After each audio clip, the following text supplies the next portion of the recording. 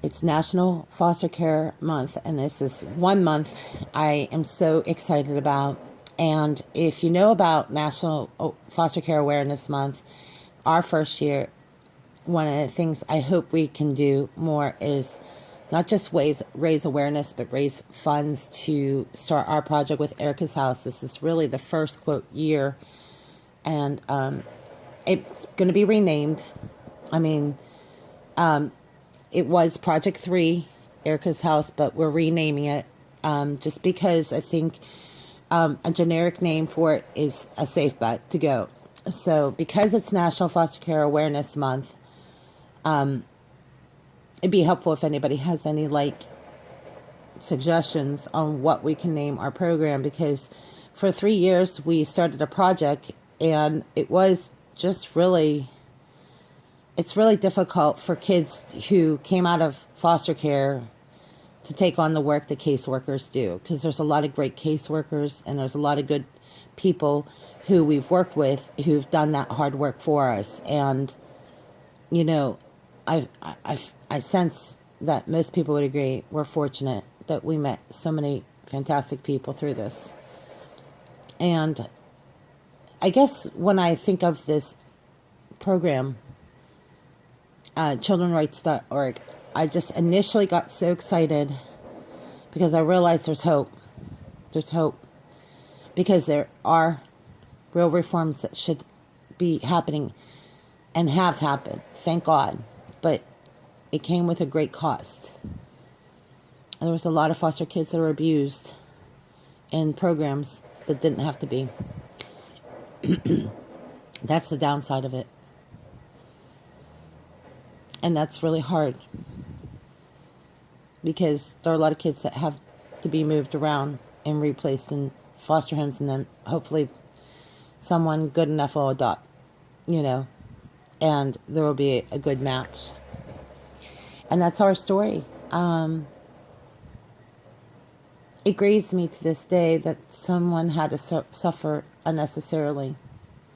But sometimes change doesn't happen easy, as we found out the hard way. And that's the heartbreaking part of the story. One in which I have to share, because you have to know both sides of this issue. Growing up in and around foster care system, it is something that will live with you for the rest of your life. There's no getting around it. Most of our relationships are somehow connected to foster care to some degree or another, even today. Many of our stories, good and bad. Many of the people that we grew up with, that, in my case, my siblings, had probably better experiences than I did, personally.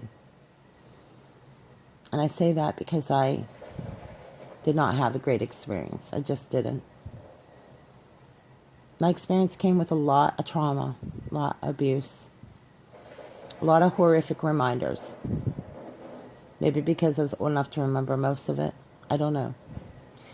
But over the course of the last couple of years, I looked to become a foster parent, and I realized that due to personal matters, I decided not to do it, and I moved back to Pennsylvania. And it just was really difficult because I thought I could do this job, and I realized it takes a special kind of person to be a foster parent.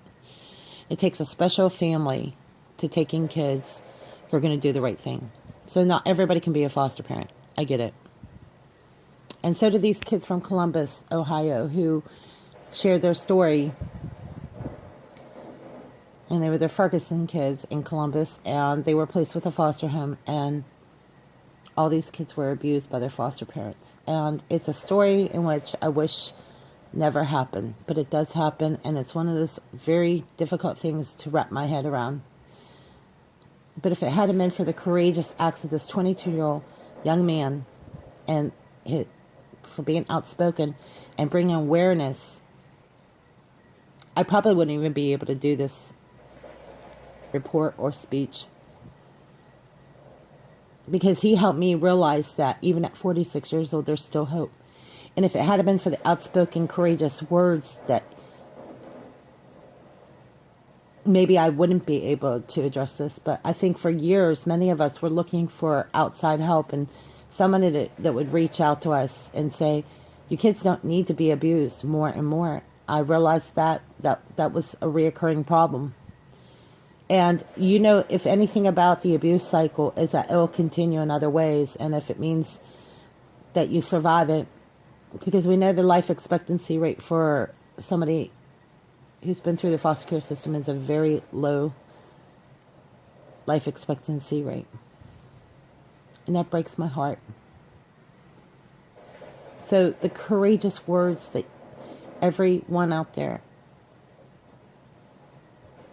take the risk of telling us a story that somebody, you might be reaching out to that one person like myself who's maybe lived with that story or lived with that for years.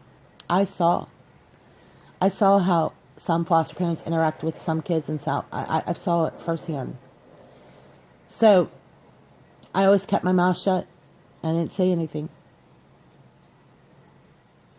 And over the years, it breaks my heart, because there are people that would take kids in, and there's some people that just did not belong working with foster kids to begin with.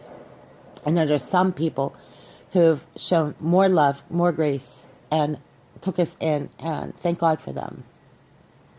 And there are churches I've worked with that have helped us through this.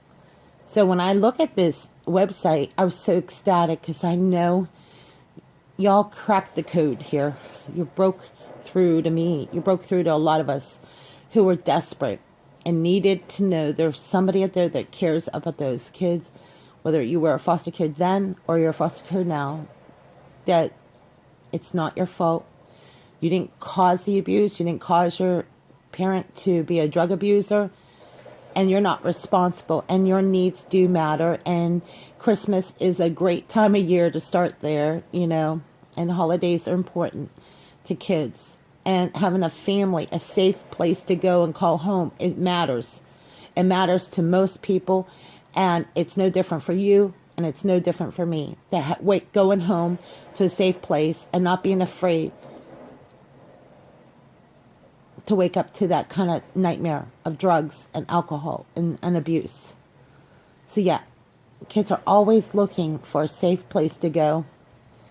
And Erica's house is that safe place for me right now. And we went to Erica's house because we realized that if we didn't get help, we didn't know who or how it would stop.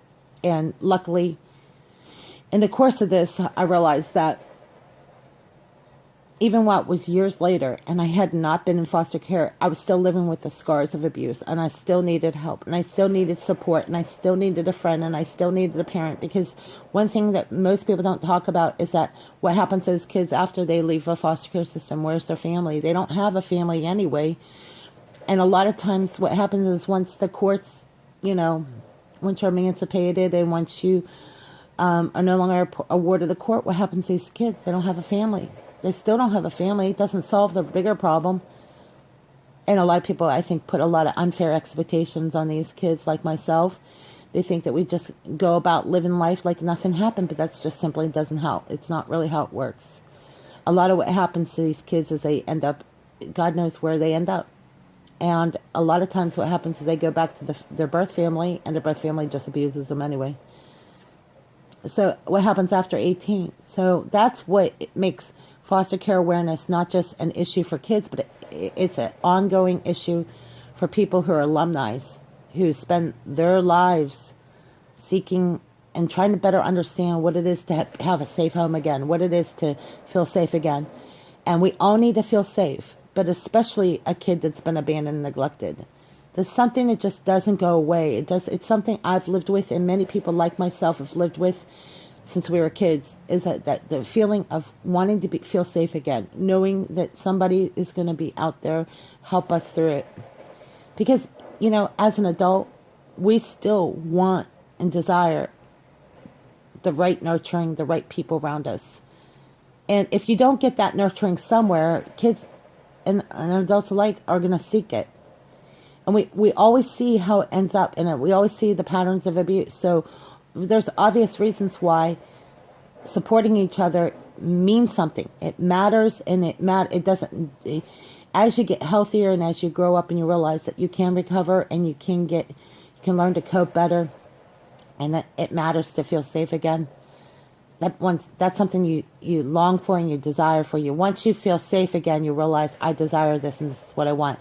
And most people seem to blossom better when they're in a safe place where people aren't criticizing them and attacking them, and they can grow and they can be healthy and they can live well.